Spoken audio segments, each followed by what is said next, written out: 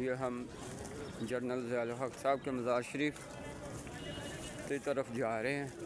आज हम आपको ना जनरल ज़ियाउल हक़ साहब के मज़ार की भी ज़ियारत करवाते हैं। यकीनन आपको हमारा ये व्लॉग शॉर्ट व्लॉग पसंद आएगा।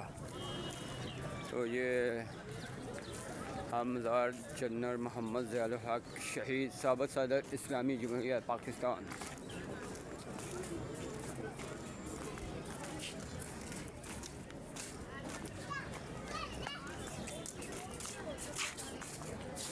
ये हम आपको ना मज़ार शरीफ को अंदर से विज़िट करवाते हैं।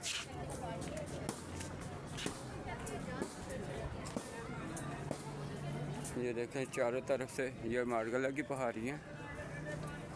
ठीक है, ये फैसल मस्जिद, तो ये ऐलान है। तो ये माशाल्लाह ये चेक करें। तो ये हम अंदर से भी आपको ना विज़िट करवाते हैं।